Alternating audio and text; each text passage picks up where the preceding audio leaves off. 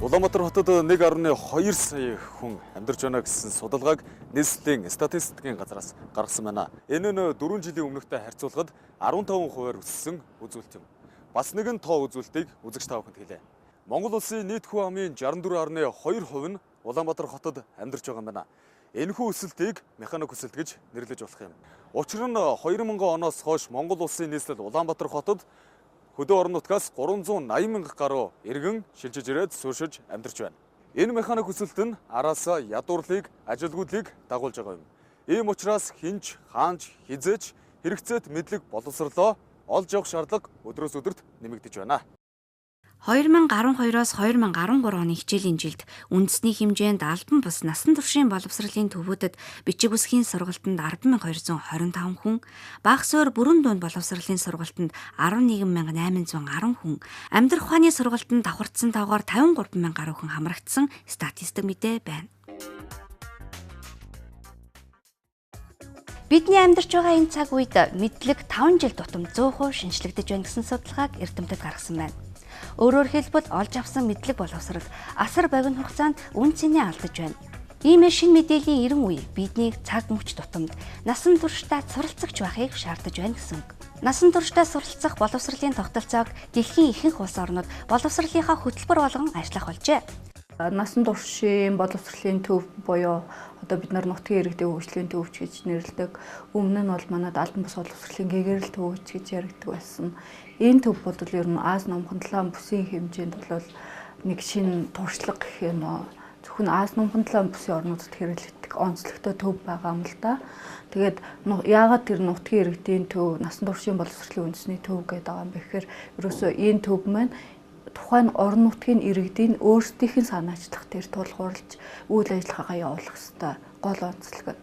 Тэгээд ер нь Аз номхон талаан бүсийн орнуудын хэмжээнд Япон бол энэ одоо нутгийн иргэдийн хөгжлийн төв буюу насан туршийн боловсролын төвөөрөө нэлээд үлгэр жишээ үзүүлэхүүц үйл ажиллагаа хөгжлийн түвшин бол харьцангуй өндөр хөгжсөн гэж болно бүсийн хэмжээнд. Японд бол энэ насан туршийн боловсролын чиглэлээр одоо 2 том хууль батлагдаад одоо насан туршийн боловсрол бол боловсролынхаа салбарын бүлнийг бүрэлдэхүүн хэсэг болж ингэж тогтцсон байгаа. За ер нь бол 1949 оноос анхны хууль батлагдсан байдаг. За 1990 онд бас насан туршийн боловсролын үндэсний хууль гэдэг одоо батлагдсан. Яг тэр дагуу үйл ажиллагаагаа явуулдаг. Үйл ажиллагаа зөвхөн тэр орон нутгийн хүмүүс өөрсдөө одоо нэг жижигэн хүмүүс нь өөрсдөө жижигэн бүлэгт хуваагдаад нэгдсэн байдаг. Тэр бүлгээрээ хүмүүс нь өөрсдөө за энэ 7 хоногт ийм үйл ажиллагаа явуулъя гэдэг юм уу те. Ухаан одоо дүүрэг ороо сумынхан хүмүүс нь өөрсдөө ингэж хариуцж явуулдаг байгаа. Энэ мэт гадаад улс орны насан туршийн боловсролын төвүүдийн үйл ажиллагаа янз бүрийн хөгжлийн шатандаа байна. Хамгийн ойрын жишээ Словак. Манай улстай адил насан туршийн боловсролын тогтолцоогоо бүрдүүлэх шатандаа явж байгаа улс. Словак улсын засгийн газрын боловсролын хөтөлбөрийн хүрээнд мэдлэг тулгуурласан нийгмийг бүрдүүлэх нь бидний тэргүүлэх чиглэл байх ёстой гэж үзэн 2015 он хүртэлх насан туршийн сургалтын стратегийг боловсруулан гаргаж 9 дэх жилдээ өргөжин ажиллаж байна. Манай Монгол улс насан туршийн тасралтгүй суралцах үндэсний тогтолцоог бий болгон ажиллаж өнөөдөр нийслэл болоод аймаг сумын хэмжээнд нийт 364 албан бус насан туршийн боловсролын төв амжилттай ажиллаж байна. Нийслэл Улаанбаатар хотод албан бус насан туршийн боловсролын 9 бие даасан төв ажиллаж байгаагаас өнөөдөр бид хаан улд дүүргийн албан бус насан туршийн боловсролын төвийн нэг өдрийн үйл ажиллагаатай танилцъя. Хэдий харахад 2 давхар энгийн байшин ч гэлээ. Энэхүү байшинд өдөрт 4-5 цаг 13 багш мэргэжлийн сургалтыг явуулж байгаа юм а. Хаан улд дүүргийн засаг даргын дэргэдэх албан бус насан туршийн боловсролын төв 1998 онд гэгэрэл хөгжлийн төв нэртэйгээр байгуулагдсан. Тухайн үед энэ төвийн үйл ажиллагаа албан бус сургалт, зүйцэн хөтөлбөрөөр боловсрол олгох, амьдрах ухааны чиглэлийн сургалтаар хязгаарлагдаж байсан бол 2013 оноос албан бус насан туршийн боловсролын төв нэртэйгээр үйл ажиллагааныхаа цаг хүрээг өргөжүүлэн ажиллаж байна.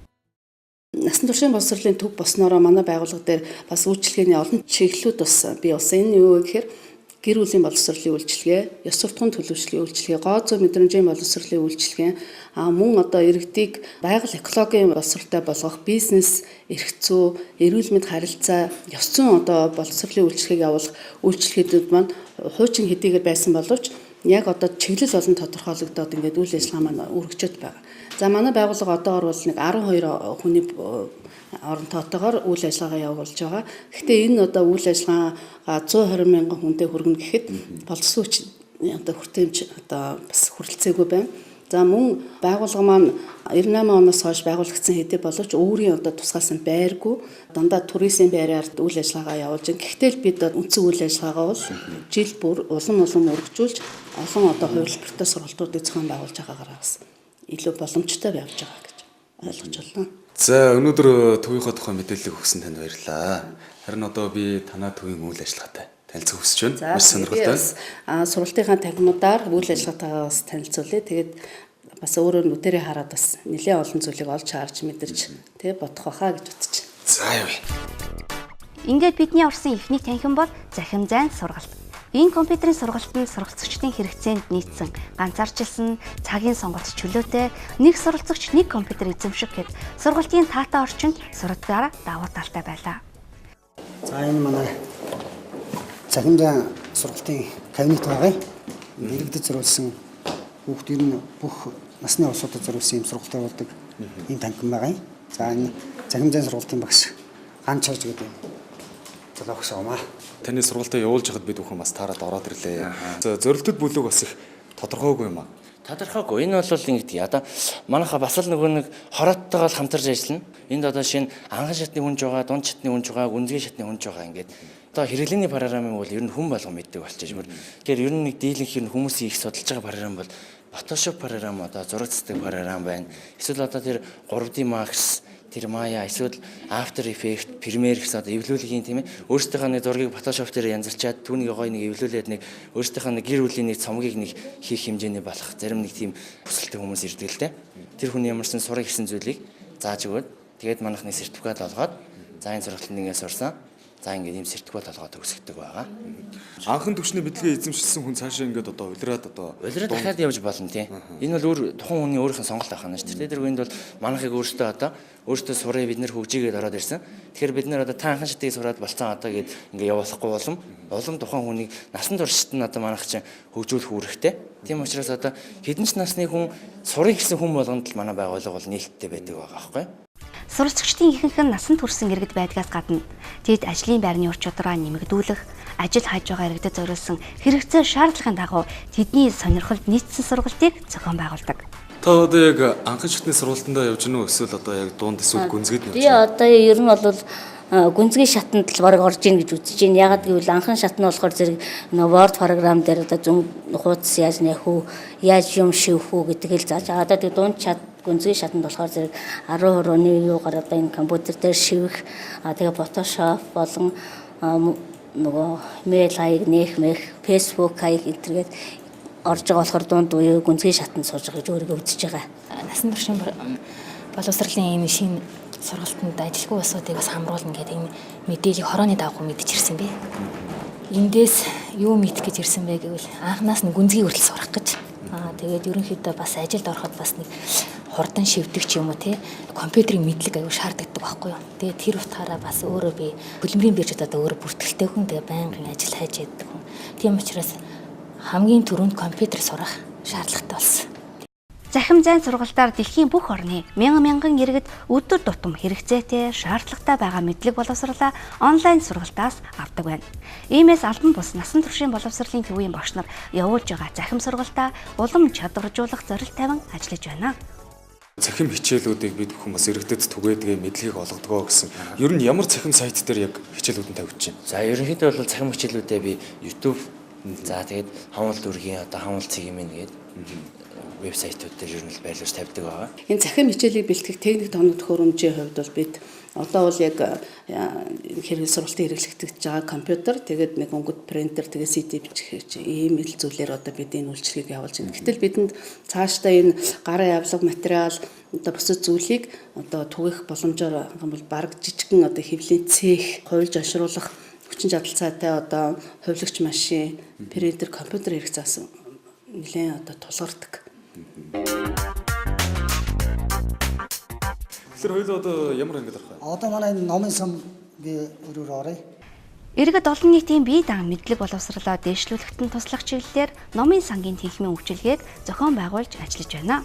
Уншигчдын дийлэнх нь оюутан сурагчид байдаг бөгөөд тэд уран зохиол, түүх, ардын аман зохиол, эрүүл мэндийн болон танин мэдгүй ном зохиолыг илүүтэй сонирхон уншдаг. Манай номын сан 3 төрлийн үйлчлэгээ те. За танхимаар ингээд иргэдээ ингээд уншуулцдаг. А түүний хажуугаар нөгөө зөөврийн үйлчлэгээ гэхэр чинь хороодод нөгөө номуудаа сард 1 удаа хүргэж үүсчихдэг.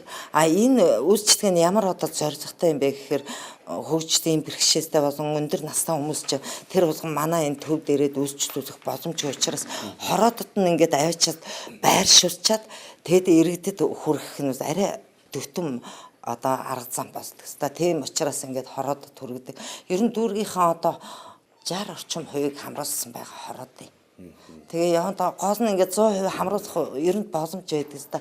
Тэгээ хамгийн бэрхшээлтэй юм нэг унаа байдгүй нэгдүгээр зардал мөнгө их хүмүүс бид нар чинь төсвийн байгууллага болохоор. Тэгээд би чи одоо нөгөө хайрцагтаа номоо хийгээд автобусаар явдаг шүү дээ. Тэгээд ингээд сардаа нөгөө номоо яаж хийж чаас хүргэнтэй. Манайх захын хорол энд бол номын сан хүүхдийн чөлөө цагийн өнгөрүүлэх газар байдаггүй. Одоо нодлонгоос эхлээд манайх насан туршийн боловсрол төвтэй хамтран бүтэн жил ингээд зөөврийн номын сан ажиллаж байна. Энд манай хүүхд төгслийн танхимгээ байгуулсан байгаа. Энд байгаа зөөврийн номын сан ажиллаж байна. Энд бол хүүхдүүд маань чөлөө цагаа өнгөрүүлэхэд маш аятаатай газар болсон. Энэ номын сангийнхаа зэрэгцээ ингээд тоглоомын юм ажиллуулсан хүүхдүүд. За энэ бол манай номын сангийн зөөврийн үйлчлэгээ байхгүй. Энийг би одоо ер нь нэг иргэдэр нээсээ ойртож гэж үзэж байгаа да. За тэгээ явуулын номын сан гэж байдаг.